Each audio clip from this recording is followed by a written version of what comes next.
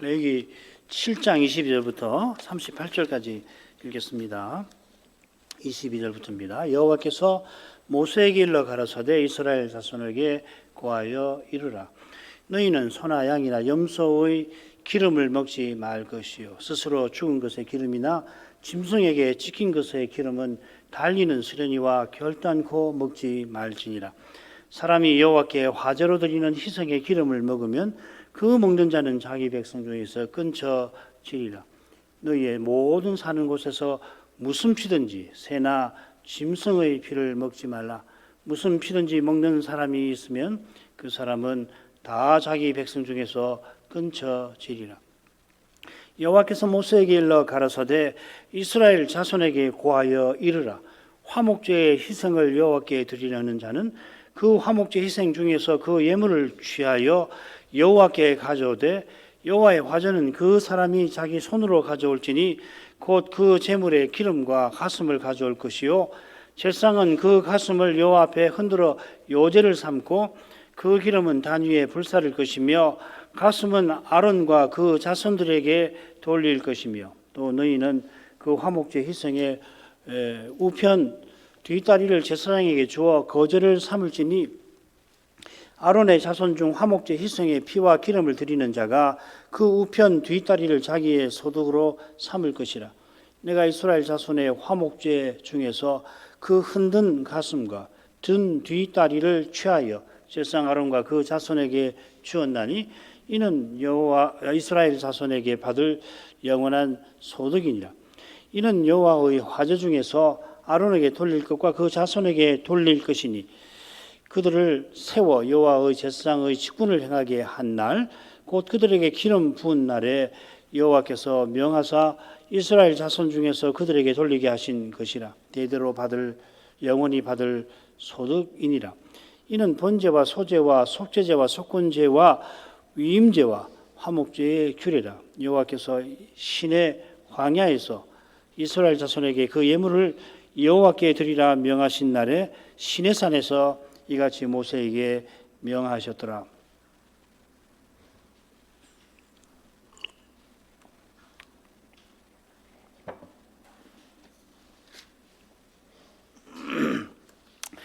제사장을 위한 화목제 규례도 이 소제, 속죄제, 속건제 규례와 마찬가지로 제사장에게 주시는 응식을 중요한 주제로 다룹니다. 물론 이 화목제는 제사장만 아니라 백성에게도 주시는 응식이 있죠. 지난 시간 제사장을 위한 화목제 규례의 첫째 단락 11절부터 21절에서 그 주제를 살폈습니다. 화목제에 세 가지 제사가 있는데 감사제는 제사 드린 그날에, 서원제와 자원제는 제사 드린 다음 날까지 음식을 먹을 수 있습니다. 이 규정은 백성만 아니라 제사장도 해당됩니다.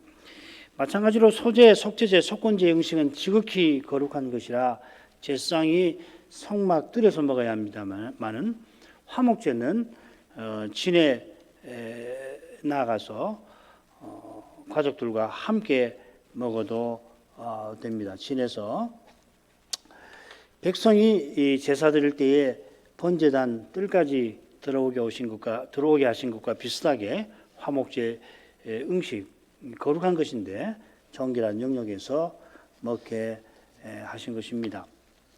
이런 것이 이 거룩함, 정결함을 이해하는 데 매우 중요한 내용입니다. 다음 기회에 설명할 기회가 있으면 좋겠습니다. 자, 지난 시간에 이어서 둘째 단락으로 가죠. 도입부가 먼저 나오죠. 22절, 23절 상반절. 여호와께서 모세에게 일러 가라사대 이스라엘 자손에게 고하여 이르라. 제사장을 위한 규례라고 했으니까 번제, 소제처럼 아론과 그 자손에게 이르라고 할 법한데 화목제는 이스라엘 자손에게 고하라 하십니다. 이것은 이어지는 규정이 이스라엘 백성이 따라야 할 것이라 그런 것 같습니다. 화목제 응식과 마찬가지로 이제 살필 규정은 제사장과 레위인도 따라야 할 것인데 특별히 백성들이 따라야 합니다. 두 내용입니다. 희생의 기름을 먹지 말라 하는 거고요. 피를 먹지 말라. 먼저 이 희생의 기름에 관한 금지 명령을 보십시다. 너희는 소나 양이나 염소의 기름을 먹지 말 것이요 스스로 죽인 것의 기름이나 짐승에게 찢긴 것의 기름은 달리는 수련이와 결탄코 먹지 말지니라. 사람이 여호와께 화제로 드리는 희생의 기름을 먹으면 그 먹는 자는 자기 백성 중에서 끊쳐지리라. 24절 가운데 사체의 기름에 관한 규정이 나오죠. 그리고 앞뒤로 희생의 기름에 관한 이 금지 명령이 나옵니다. 자, 이 규정의 내용을 정확하게 알기 위해서 먼저 살필 내용이 있습니다. 그건 23절 하반절에 나오는 소, 양, 염소하고 25절에 여호와께 드리는 희생이 동일한 것인가 하는 것입니다. 이 결론부터 말씀드리면은 동일한 것으로 레위기에서는 그렇습니다. 무슨 말이냐면 광야 시대에는 백성이 고기를 먹으려면 반드시 먼저 회막에서 화목제를 드려야 합니다. 이 레위기 17장에 나옵니다. 무릇 이스라엘 집에 누구든지 소나 어린 양이나 염소를 진 안에서 잡든지 진 밖에서 잡든지 먼저 회막 문으로 끌어다가 여호와의 장막 앞에서 여호와께 예물로 드리지 아니하는 자는 피 흘린 자로 여길 것이라. 그가 피를 흘렸은즉 그 자기 백성 중에서 끊쳐지리라. 반드시 회막에 와서 제사를 드리고 돌려주시는 음식을 먹어라. 화목제들이란 이야기죠. 반면에 가나안에 들어가서는 이 규정을 실질적으로 지키기가 어렵습니다. 그래서 신명기 12장에 보면 내 하나님 여호와께서 내게 주신 복을 따라 각 성에서 가나안이죠. 내 마음에 즐기는 대로 생축을 잡아 그 고기를 먹을 수 있나니 하고서 먼저 제사를 드리지 않고도 이 제사 드리지 않는 노루나 사슴을 먹은 것 같이 먹을 수가 있다 합니다. 자, 이 주제는 이 레위기 17장 이 음식 성결법이라고 이름을 지었는데 거기서 더 살필 것입니다. 이걸 고려하면은 이 23절 하반절하고 25절은 결국은 같은 주제다 이렇게 볼 수 있습니다. 하나님께 음식 제사로 드리는 희생의 기름을 먹지 말아야 합니다. 이건 뭐 화목제만 아니라 번제 그리고 속건제, 속죄제 다 해당되겠죠. 번제와 속죄제와 속건제를 드릴 때에 백성이 기름을 먹을 가능성은 별로 없을 겁니다. 백성이 이 세 제사에서 하는 일은 희생을 가까이 가져와가지고서 회막문에서 안수하고 아마도 죽이는 데까지겠죠. 북편까지 끌고 와서 아마 죽이는 일까지는 할 수 있을 겁니다.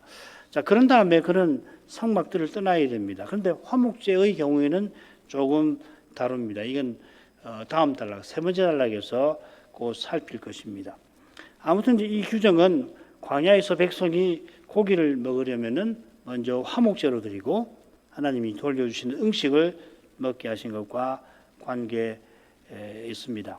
그래서 레위기 11장 5절 아까 4절 읽었는데 5절 보면 그런즉 이스라엘이 들에서 잡든 희생을 회막문 여호와께로 끌어다가 제사장에 주어 화목제로 여호와께 드려야 할 것이요. 이전과 다르게 하라는 거죠. 요컨대 이 규정은 전에 들에서 소나 양이나 염소를 잡아다가 이 진 밖에서 그렇게 해야 되겠죠. 그죠? 아무래도 진 안에 사는 것보다는 그때와는 그때처럼 하지 말아라 하십니다. 그러면 그때 이스라엘이 어떻게 했나 이어서 모세가 지적을 하는데 6절에 보면 17장 7절이군요.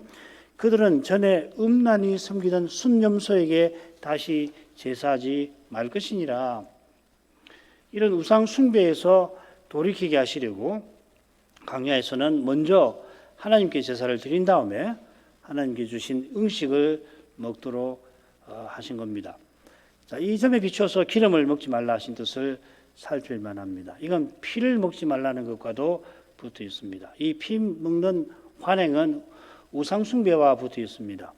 생명을 상징하는 피를 먹어서 신에게 가까이 가려고 하는 효험이 있다고 생각하는 거죠. 피를 먹으면은 신에게 더 가까이 갈 수 있다는 그런 미신과 관련되는 겁니다.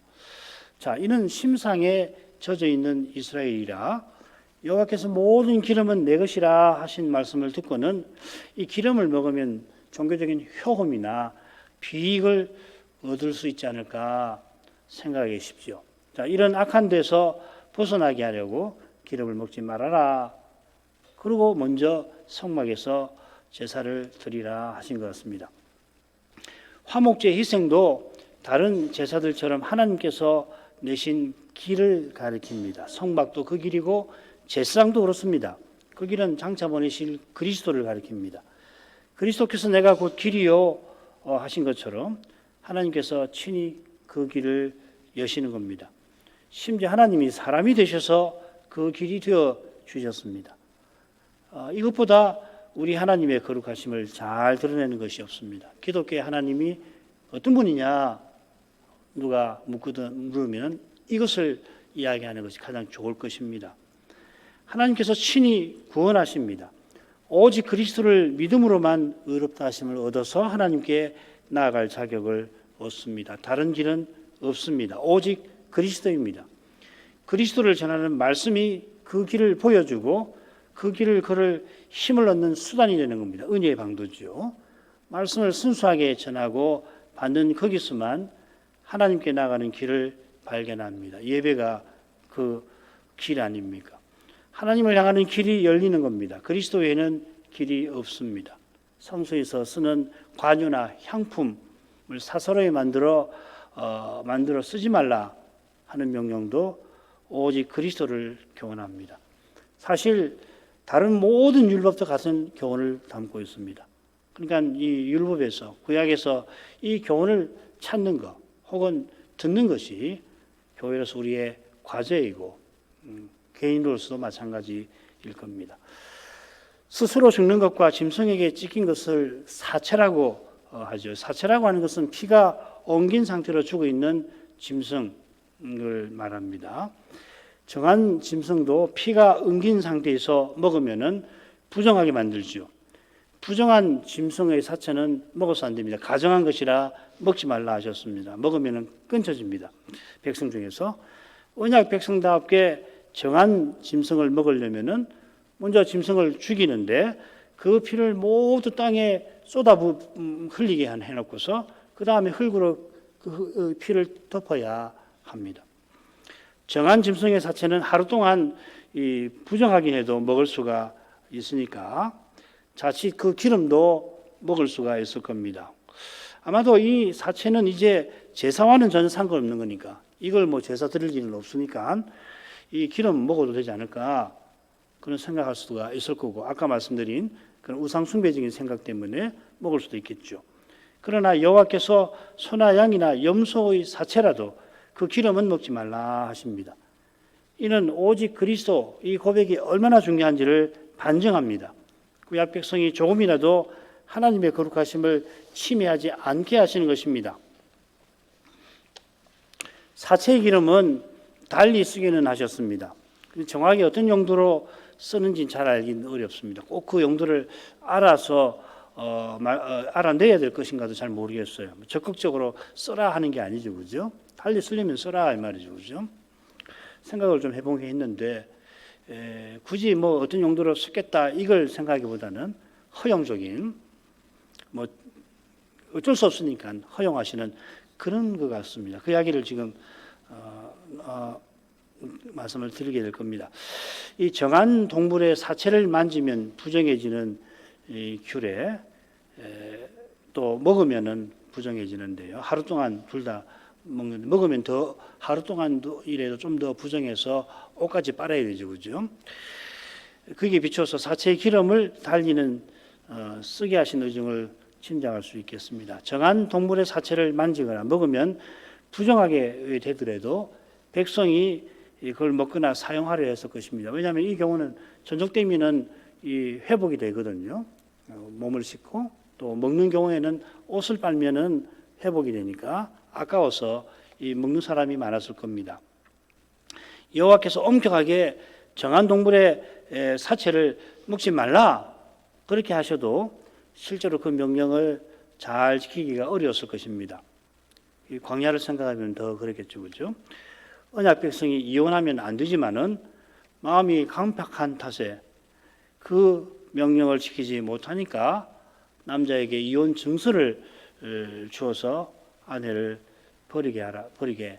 그래서 마지막 인권이라도 유지할 수 있도록 하신 것도 비슷한 취지일 겁니다. 제사 드리는 짐승의 기름을 먹으면 백성 중에서 끊쳐집니다.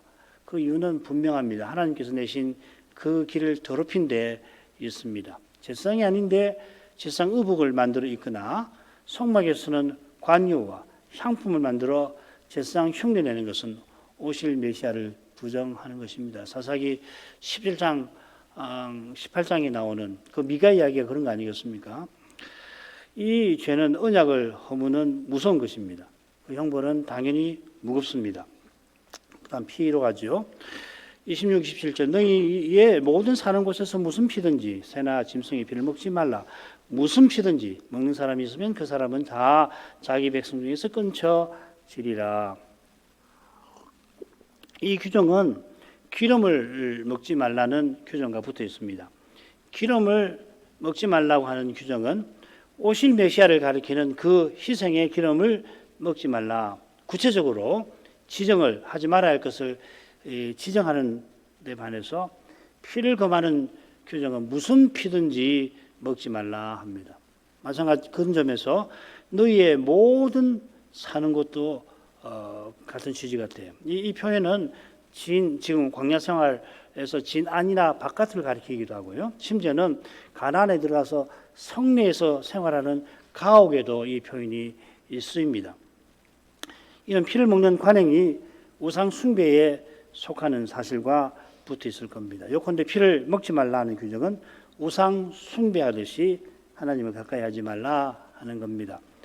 아울러 이 금지 명령은 피를 마시는 것이 희생의 피로 죄를 속하는 제사의 규례와 정면 대립하는 것임을 보여줍니다.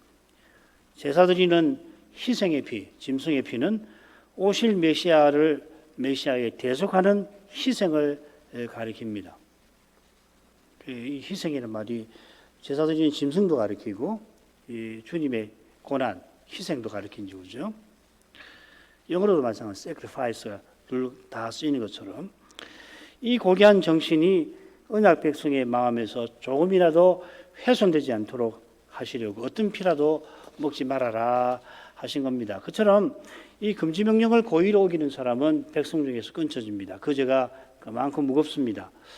이 죄를 가장 생생하게 보여주는 것이 바로 배도일 것입니다. 히브리서 6장 6절 하나님의 아들을 다시 십자가에 못 박아 현재 역을 보임이라. 예수님이 하늘에 계시는데 어떻게 다시 그분을 십자가에 못 박습니까? 그 길을 전적으로 부정해 버리는 거 아닙니까? 하나님께서 내신 그 중보자를 부정하고 죽이려고 하는 거 아닙니까? 바리새인의 죄지요. 또 히브리서 10장 29절 하나님의 아들을 밟고 자기를 거룩하게 한 언약의 피를 부정한 것으로 여기고 은혜의 성신을 욕되게 하는 자라 이렇게 했습니다.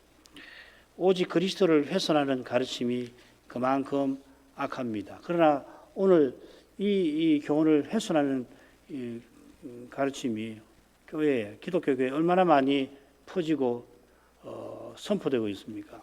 두현시대입니다. 자, 세 번째로 가죠. 도입부가 처음에 나옵니다. 28절, 29절 상반절 여호와께서 모세에게 일러 가라사대 이스라엘 자손에게 고하여 이르라. 둘째 부분의 도입부가 정확하게 같습니다. 이 부분은 제사 드리는 사람이 제사 맡은 제사장과 아론과 그 자손에게 돌릴 이 거제와 요제를 주로 다루고 있습니다. 먼저 29절 하반절부터 30절 상반절까지를 생각해 보죠. 화목제 희생을 여호와께 드리려는 자는 이 백성입니다. 그 화목제 희생 중에서 그 예물을 취하여 여호와께 가져오되 여호와의 화전은 그 사람이 자기 손으로 가져올지니. 화목제의 희생을 여호와께 드리는 자, 화목제 드리는 일반 백성입니다. 그가 드리려고 하는 그 화목제의 희생, 소든지 양이든지 염소를 가리키겠죠. 그 중에서 그 예물을 취하여 여호와께 가져오라 했습니다. 말씀드린 대로 화목제 희생은 화목제로 드리는 소든지 양이든지 염소, 암소를 구분하지 않죠. 그가 성막에 그 짐승을 끌고 와서 회막문에서 안수를 하고 짐승을 담는 번제된 부편에 가까이 가져옵니다. 레위기 3장 1절부터 2절 상반절까지입니다. 부편에서 짐승을 잡게 되면은 먼저 그 피를 아론의 자손 제사장이 번제단 사면에 뿌리지요. 그리고 그 다음에 방금 읽은 절차가 나옵니다. 3장 3절. 그는 또 그 화목제의 희생 중에서 여호와께 화제를 드릴지니. 이 레위기 3장을 보면 제사장이 맞는 것처럼 읽힙니다만은 여기 이 본문을 보면은 화목제 드리는 사람이 맞습니다. 저도 이번에 연구하면서 알게 됐는데요. 이게 아주 화목제의 독특한 성격이라는 걸 알게 되었습니다. 그가 만든 이유가 요제와 거제와 붙어 있습니다. 이는 자기 손으로라는 표현에서도 짐작됩니다. 사실은 이게 뒤에 붙어야 되지만 여기 붙어도 뭐 크게 문제는 없습니다. 화목제 희생을 잡을 때 하나님께 드릴 기름과 요제와 거제로 드릴 부위를 제사장이 나누죠, 그렇죠? 그래서 기름과 가슴과 오른 뒷다리를 제한 나머지는 제사 드리는 사람에게 돌려주시게 됩니다. 자, 이게 이제 성별의 절차인데요. 제사장이 성별한 기름과 요제와 거제를 제사 드리는 백성들로 자기 손으로 여호와께 가까이 가져오게 하시는 것입니다. 그러니까 북편에서 죽이고 피를 처리하고 그 다음에 성별에서 이제 드릴 부분, 기름 부분, 그 다음에 그 제사 드리는 제사장에 줄 오른 뒷다리, 그 다음에 이 아론 가문에게 줄 그 가슴 부분, 이 앞부분일 겁니다. 이 갈비뼈가 있는 앞부분, 그리고 이제 나머지 부분, 그러니까 머리, 그 다음에 그 어깨, 이 두 앞발, 그리고 등 쪽에 있는 거, 그 다음에 또 하나 남아 있는 게 있죠, 그죠? 왼편 뒷다리.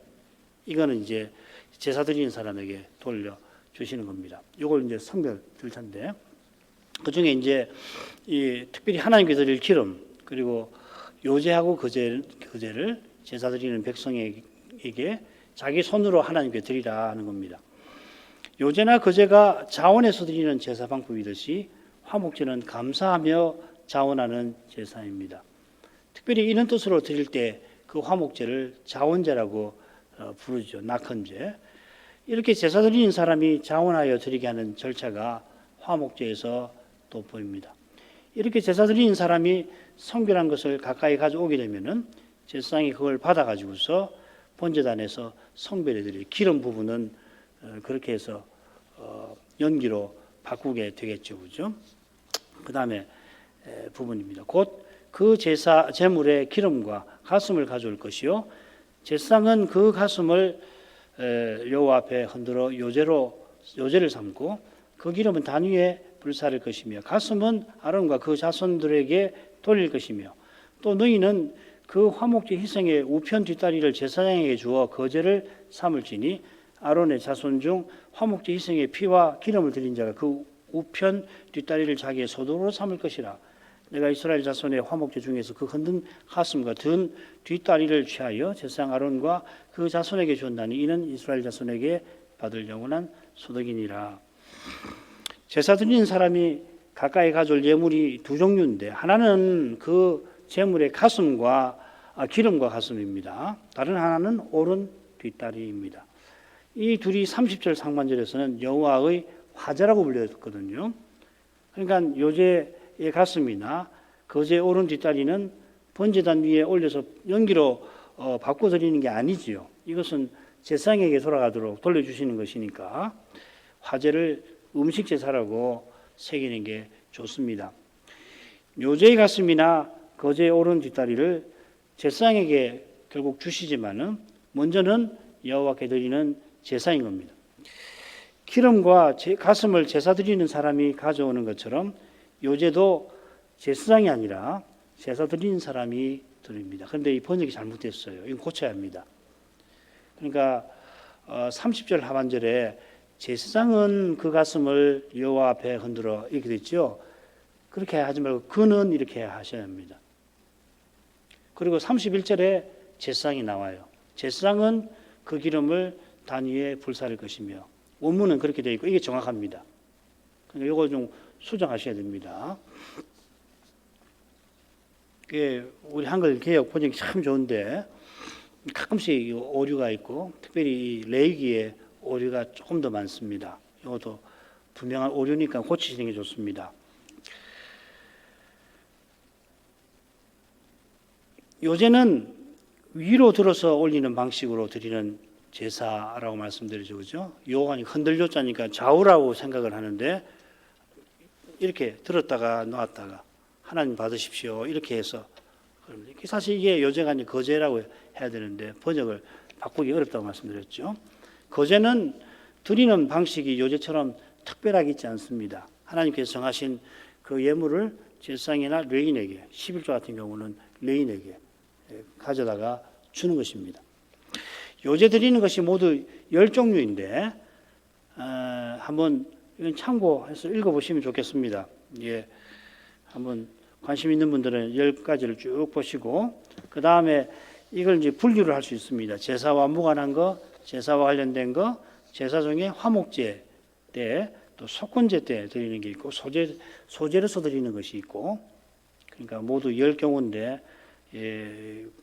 이렇게 분류하면 좀 더 되겠죠, 그죠? 자, 이 사례들을 다 조사해 보면 하나님께 자원하여 드리는 성격이 공통입니다. 물론 이 성격은 거제에도 해당됩니다만은 거제보다 요새는 이 들었다 놨다 하는 특별한 공적인 행동을 취하는 점에서 자원하는 성격이 좀 더 강한 것 같습니다. 이 점에 비추어 제사 드리는 사람이 가슴을 요제로 드리게 하신 뜻이 뭘까 생각해 보죠. 예를 들면 좀 좋은데 나실인이 선 기간을 무사히 마치고 화목제를 드리는데 그때 요제를 드리게 하셨죠. 이는 소원 기간이 끝났지만 이후로도 이 대지상처럼 살고자 하는 심정, 자원하는 심정을 표시하는 겁니다. 아이고 이번에 이 기간 중에서 고생했는데 앞으로는 뭐 술도 먹고 뭐 편하게 살아야지 그런 마음이 아니고 이 나시린 소원 아무나 하는 게 아니잖아요.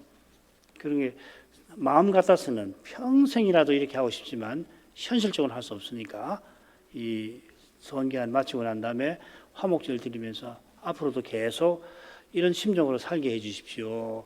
그러는 거죠.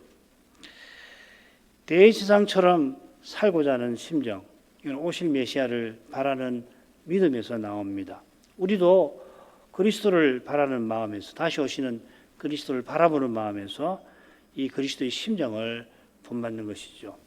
이 자원하는 심정, 기꺼이 주님을 섬기고 살려고 하는 마음. 자, 그 기름은 제사장이 단위에서 연기로 바꿉니다. 본문의 이 문장에서 제사장이 바로 여기서 등장합니다. 제사장이 여호와의 것인 기름을 연기로 바꾸어 드립니다. 번제단에서 이루어지는 제사의 마지막 절차가 마치고 가슴은 아론과 그 자손에게 돌립니다. 제사 드리는 사람이 요제로 드린 그 가슴을 여호와께서 받아주시고 제사니까 받으신 가슴을 이 대제사장 가문에게 돌려주십니다. 이것은 아론과 그 자손이 제사 직분을 맡았다 하는 것을 드러내는 것이며 그들이 오실 메시아처럼 살라고 응식을 받아 먹게 하신 것입니다. 이건 뭐 지난 시간에도 속죄제 속건제 할 때도 앞서서도 말씀을 드린 바 있습니다. 이어 우편 뒷다리를 거제로 삼아 제사 맡은 제사장에게 줍니다. 화목제 희생의 피와 기름을 드리는 자라고 표시했죠. 그죠? 화목제를 맡은 집전한 제사장을 이렇게 표현했습니다. 이 대목에서 모세는 너희가 하라 하죠. 너희는 이스라엘 자손을 가리킬 겁니다. 우편 뒷다리는 백성을 대표하고 대신하는 제사장을 가리킵니다. 이 뒷다리를 조사해 보면 이스라엘의 지도자를 가리킵니다. 좋은 예가 뭐냐면 사무엘이 이 라마에 제사를 드리러 갈 때 사울을 만나게 되죠. 사울이 아버지 잃어버린 뭐였던가요? 짐승을 찾으려고 결국은 이 종의 말을 듣고 사무엘을 찾아가는데 그때 사무엘이 제사 드리러 갔는데 그 뒷다리를 놔두라고 그러죠. 먹을 사람이 있다. 그래서 누구한테 주냐면은 이 만난 사울에게 제사드린 희생의 뒷다리를 줍니다. 사울에게 왜 뒷다리를 줬나? 그 이튿날 그에게 왕위에 올리려고 기름 부은 것과 붙어 있는 거죠. 이 사람이 이스라엘 왕이 될 사람이라 이스라엘을 위한 제사에서 뒷다리를 그에게 주어 먹게 한 겁니다. 그러니까 사울에게 준 뒷다리는 왼쪽이겠죠, 그죠? 왼쪽 뒷다리가 될 겁니다. 오른 뒷다리는 화목제에 맡은 제사장에게 돌아갔을 텐데 이게 사무엘이 제사를 드렸을 가능성도 있어요. 그러면 사무엘에게 돌아갔을 겁니다. 거제로 받으신 우편 뒷다리를 제사장에게 돌려주신 것은 그가 백성을 대표하는 제사장인 것을 확인시켜 주시고 그 중요한 직무를 잘 감당하라 하신 것이겠습니다. 이 거제의 음식이 제사 맡은 제사장의 소득, 몫입니다. 그처럼 요제의 가슴은 아론과 그 자손의 몫입니다. 이 가슴에 제사 맡은 제사장도 물론 참여하겠죠, 그죠? 이 흔든 가슴 요제의 가슴이고요. 든 뒷다리, 거제의 뒷다리. 저는 이 거제의 뒷다리라고 번역하는 게 좀 나을 것 같다 생각이 듭니다.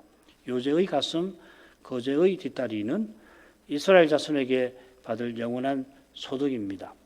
자, 이 주제가 다음 부분으로 이어지니까 또 물론 이 속죄제, 속건제에서 우리가 살폈으니까 그 다음으로 넘어가죠. 35, 36절. 이는 여호와의 화제 중에서 아론에게 돌릴 것과 그 자손에게 돌릴 것이니 그들을 세워 여호와의 제사장의 직분을 행하게 한 날, 곧 그들에게 기름 부은 날에 여호와께서 명하사 이스라엘 자손 중에서 그들에게 돌리게 하신 것이라.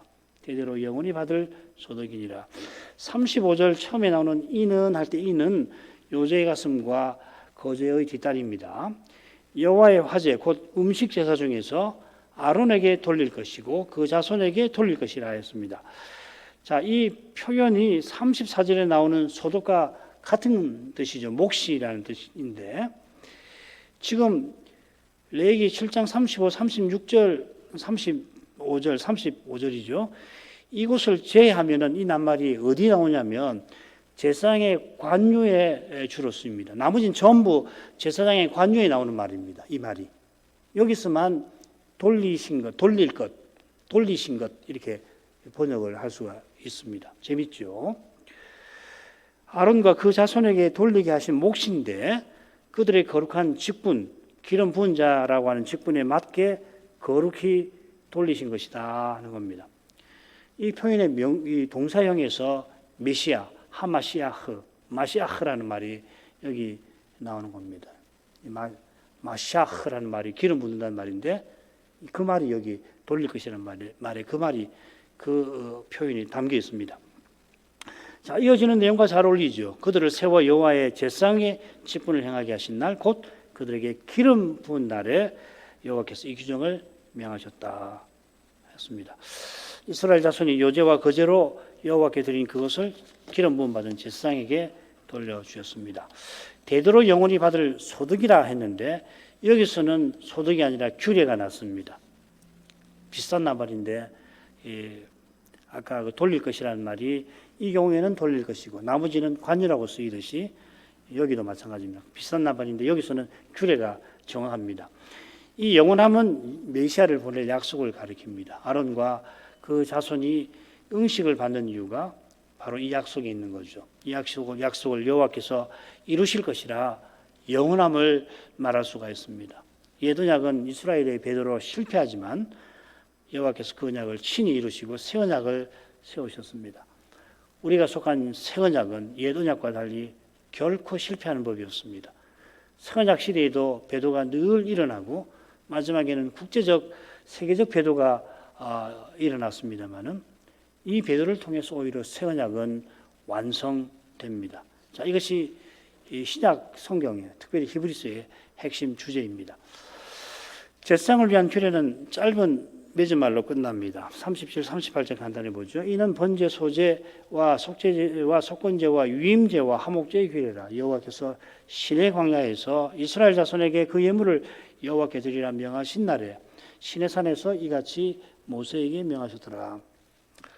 제사장을 위한 제사 규례는 이는 무엇의 규례라 하는 표현이 5번 나왔죠. 그죠? 5대 제사에 다 붙어 있습니다. 그렇다면 결론 부분에서 이것들은 무엇의 규례들이라 할 만한데 그렇게 하지 않고 이는 5가지의 규례라 하였습니다. 무슨 말이냐면 5가지 제사가 그 본질에서 동일하다 하는 걸 가리키는 겁니다. 제사장을 통해서 하나님이 자기 백성을 가까이 하려고 제사 제도를 세우셨다 이 말입니다.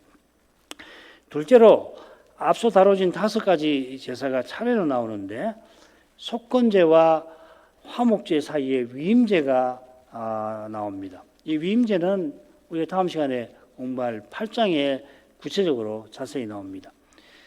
제사장을 위한 제사 규례에 보면 이 위임식날에 드리는 특별한 소제가 언급이 되어 있긴 하죠. 그러나 위임제하고 이 소제하고는 다릅니다. 이것은 위임제는 이것과 다릅니다. 위임제 앞에 나오는 네 제사는 제사장의 음식이 지극히 거룩한 것이고 번제는 아닙니다만은 뒤에 나오는 화목제는 그 음식이 거룩한 것입니다. 위임제에서 돌려주시는 음식은 화목제의 음식인데 이것은 진 밖에 나가서 먹는 게 아니라 진 안에서 먹어야 하는 겁니다. 이런 내용 외에 제사장을 위한 규례에는 제사장의 위임에 관한 표현들이 적어도 2번은 나오죠.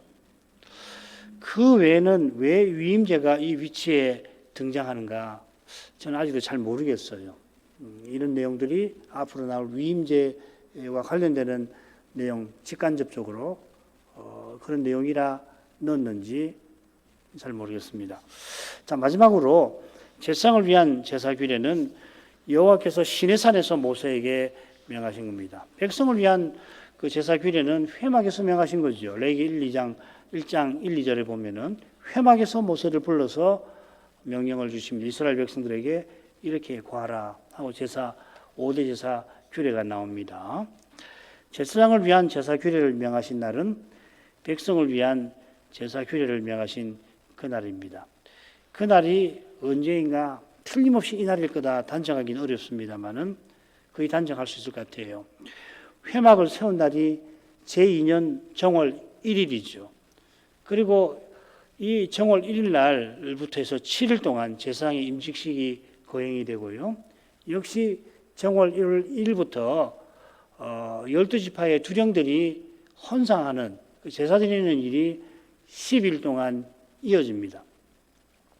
이것을 보면 백성과 제사장을 위한 제사 규례는 정월 1일 회막을 세운 직후에 명하신 것이 아닌가 싶습니다.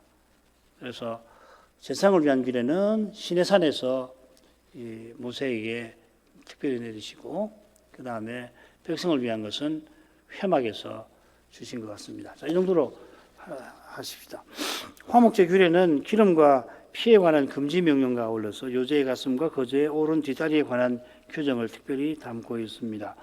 이 금지 명령은 오직 그리스도를 우리에게 교훈합니다. 구약 백성이 이런 명령을 통해서 오실 메시아를 바라보게 하신 거죠.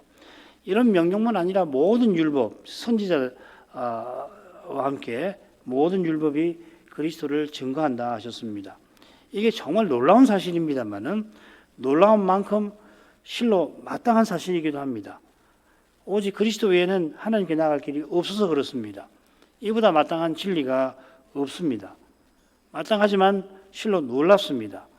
대체 사람이 뭐라고 심지어 사람이 아담 안에서 죄인이 되어서 하나님을 떠나고 하나님을 대적하였는데도 하나님이 이런 길을 내신 겁니다.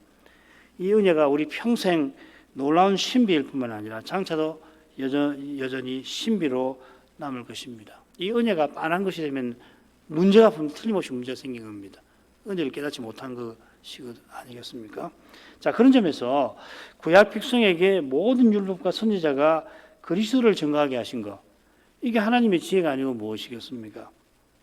이 놀라운 지혜를 깨닫는 길은 사람의 생각에 있을 수 없지요. 성신계에 있습니다. 성신의 가마로만 구약에서 그리스도의 영광을 봅니다. 고린도서 3장 18절이 바로 그것입니다. 그 영광을 보는 교회와 신자만이 그리스도의 몸과 지체다우게 서나간다. 신약의 사도가 교훈을 합니다. 이런 은혜를 오늘도 우리가 구하겠습니다. 신학교와 신학생들 위해서 기도해 주십시오.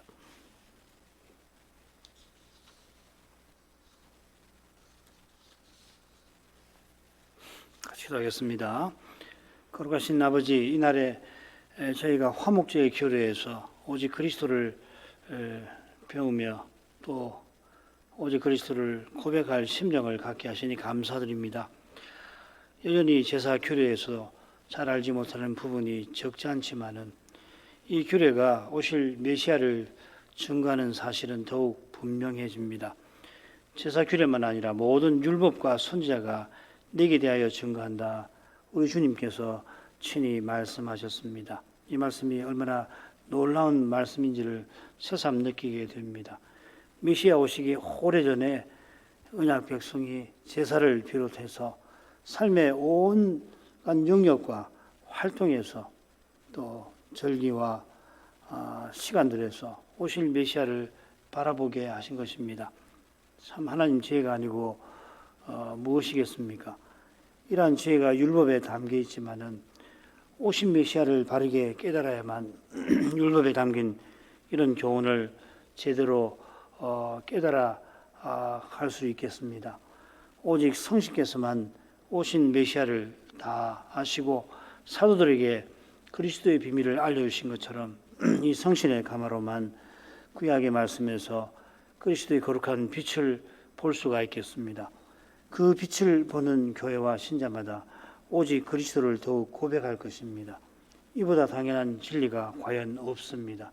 그리스도만 하나님께 나가는 유일한 길이십니다. 예수께서 내가 길이라 하시고 나로 말미암지 않고서는 아버지께 올 자가 없다고 하셨습니다. 하나님이 얼마나 높으신 분인지를 알면 낮고 천한 인생이 스스로 하나님께 나아갈 엄두를 내지 못할 것입니다. 더욱이 인생이 자기가 얼마나 죄인인가를 깨달으면 그리스도의 공유로 사유하심을 받지 않고서 하나님 앞에 도무지 설 수가 없음을 고백할 수밖에 없습니다. 그처럼 자기가 얼마나 죄인인지 성신과 말씀을 떠나서는 바로 알 수가 없다는 것을 생각합니다. 오직 그리스도를 고백하는 것이 너무도 마땅하지만 참으로 그렇게 고백하는 것은 오직 은혜에 속합니다. 특별히 우리가 사는 이 시대가 하나님의 거룩하심을 얼마나 침해하는 시대인가를 생각할 때 이 시대의 교회와 신자답게 살아가고자 할 때에 하나님 말씀에서 그리스도의 거룩한 영광을 더욱 보아야 할 것을 깨닫습니다. 달리는 하나님 없는 이 세속 도시에서 믿음을 지키고 나가기가 불가능할 정도가 되어갑니다. 하나님 말씀대로 살아가는 자는 점점 이 세상에서 이상한 사람, 괴상한 사람, 시대에 뒤처지는 사람, 이 세상이 걸어가는 그 길에 장애와 방해를 놓는 그런 사람 취급을 받게 될 것입니다. 심지어 교회 안에서 그런 오해와 미움을 받기가 쉽습니다. 너희만 그리스도를 바로 알고 너희만 바로 믿느냐 하며 비난을 받게 될 것입니다.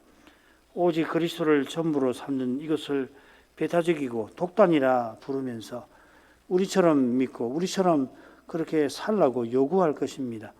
베드로 사도가 서신받는 교회들이 전에 함께 믿지 아니하던 친구들에게서 그런 비슷한 비난을 받았던 것을 전합니다. 전에 함께 죄 짓는 생활을 이제 하지 아니한다고 해서 말씀대로 살아가는 신자를 심지어 악하다고 그들이 조롱하였다 하였습니다. 그런데 온 세상이 배도하는 그런 시대에는 전에 함께 예배하고 섬기던 이들이 여전히 오직 그리스도만 전부로 삼고 살아가려고 하는 그들 신자들에게 교회에게 그렇게 비난할 것입니다. 이미 신학계에서는 그런 비난이 흔한 일이 되었습니다. 그처럼 교회 생활에서도 그런 비난을 받는 것은 당연하게 되어갑니다. 연약한 인생이 이런 비난을 견디는 길은 오직 주님의 거룩한 영광을 함께 뵙는 것밖에 없을 것입니다. 고난받고 십자가 지신 주님의 거룩한 영광이 드러나서 이 주님처럼 감사하게도 고난받고서 영광스럽게도 저 부활을 향하여 살아가는 길을 주님이 친히 비추어 주셔야 할 것입니다. 루터가 고백한 대로 원수가 모든 것을 그리스도의 모든 것을 앗아간다 할지라도 오직 그리스도를 전부로 삼고서 주님이 보이신 그 길을 걸어가게 하실 것입니다. 이러한 믿음으로 끝까지 주님을 쫓아갈 수 있게 하시옵소서.